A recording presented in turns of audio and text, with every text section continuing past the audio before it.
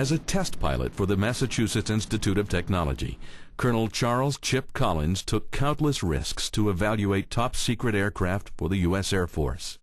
Ironically, he is best known for a plane he did not control, a plane he confidently let guide itself.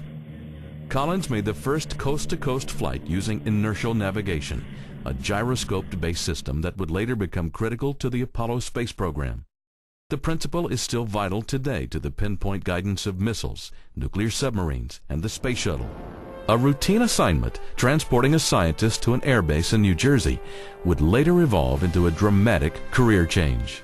I was immediately suspicious because I was going to be a career Air Force person, and I was suspect of all scientists, civilians at that point, feather merchants that we call them.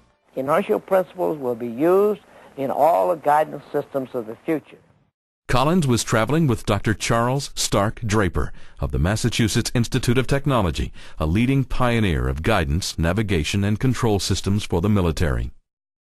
So I'm dreaming along on my course, confident that I'm going to get to McGuire Air Force Base in good time. And I look back, and this short little man was on his hands and knees, and he had a roll of legal capsized paper on the aisle of the airplane. He had his sleeves rolled up with garters holding him up, and a green celluloid eye shade, and he was doing second, third, fourth order equations with, and I thought, boy, I really got a live one this time.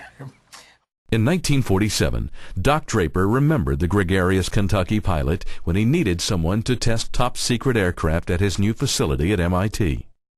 Collins relocated to Hanscom Air Force Base in Bedford, Massachusetts. From propeller-driven planes to jets and helicopters, the new civilian pilot practically tested everything in the Air Force pipeline. Small incremental tests in the late 1940s and early 50s led to Collins' own momentous event. Doc Draper had developed an inertial navigation system, a groundbreaking way to guide an aircraft to its destination without any outside communication. SPIRE, which stood for Spatial Inertial Reference Equipment, passed its ultimate test in February 1953. Taking off from Bedford, Massachusetts, a Spire-guided aircraft landed 13 hours later in Los Angeles without any radio contact or in-flight adjustments by a navigator. Well, it was the first time that an airplane had been flown essentially hands-off. I got the airplane in the air and engaged the autopilot. So it was the first coast-to-coast inertial system that took the airplane, guided the airplane from departure to destination with finite accuracy. The top-secret journey was later duplicated for a CBS News crew in 1958. And in this plane, we will make the first public test flight of a top-secret navigating system for aircraft, missiles.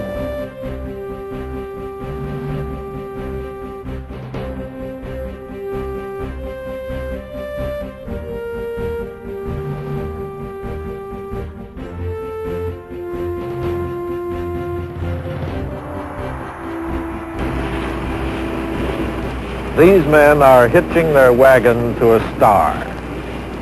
The wagon is this airplane. I'm Eric Severide.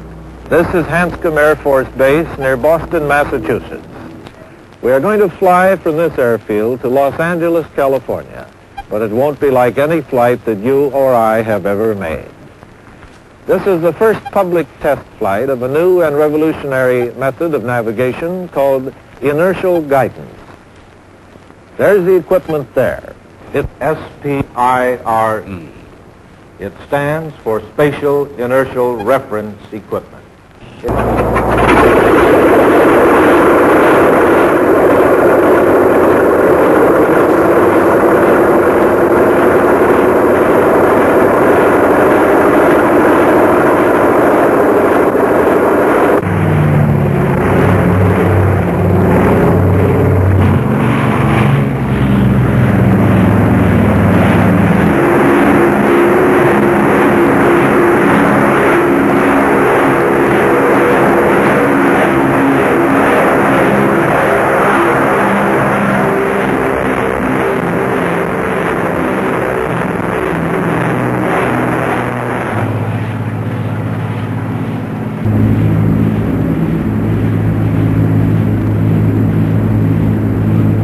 21 minutes have now passed since we left the ground. We are now flying steadily at 10,000 feet.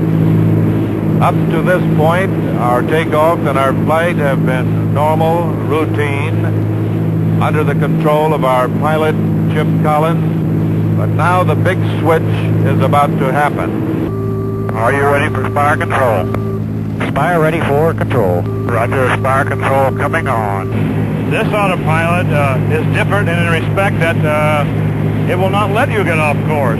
Any extreme high shear winds or any tendency to drift off is corrected because Spire detects any effort to displace the missile or the aircraft in this case and will immediately make a proper correction.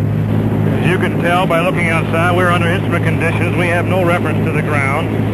The Spire system has been set up upon our departure from Bedford on a predetermined course for our destination, Los Angeles.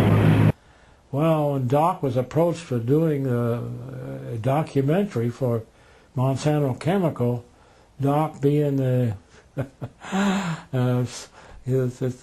psychology major, he said yes. So I was very unhappy with him about that. This big crew of 27 people showed up, and I've got to fly the airplane with them hollering around, the lights, and then the audio guys and GIP people and girls. Well, I said, Doc, we don't have to do this as a research flight. He says, Chipper, when you run a house of ill repute, you got to take on all customers.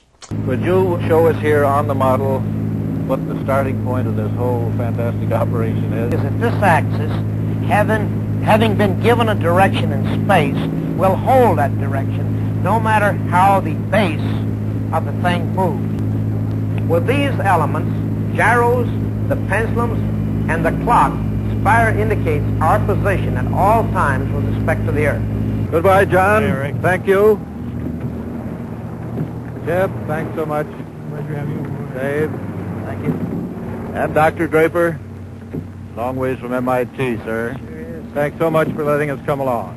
Come along anytime. It's lots of fun. The first inertial system weighed 10,000 pounds. It would barely fit in this room, and it just barely fit in a B-29 and then ultimately a C-97. And it's now in the Smithsonian. It weighs 10,000 pounds. And today, inertial systems are triply redundant on airplanes. They're like a basketball, you know. The public test of Spire came only months after Collins saw the Soviet satellite Sputnik fly over his Westford home. The technology would become vital for the development of the Apollo rocket program and man's first trip to the moon. Well, the hangar itself was only a repository for all of the research and development, the breadboard, the brass board, the installation, and the fact that all airborne systems emanated from there. They were housed there and flight tested and flown out of that building. It had so much achievement there. Even now there's seismic pads in one of the labs in a lean-to that isolate them to the point where they could check the accuracy of the systems without any exterior perturbation. And a great part of my life is in that hangar, and the efforts we made there during 5,000 hours of flight testing, growing up with the facility. So now I'm enthralled that somebody and people are beginning to realize the significance of this effort and what did happen there. For additional information, call or email Save Our Heritage at 978-369-6662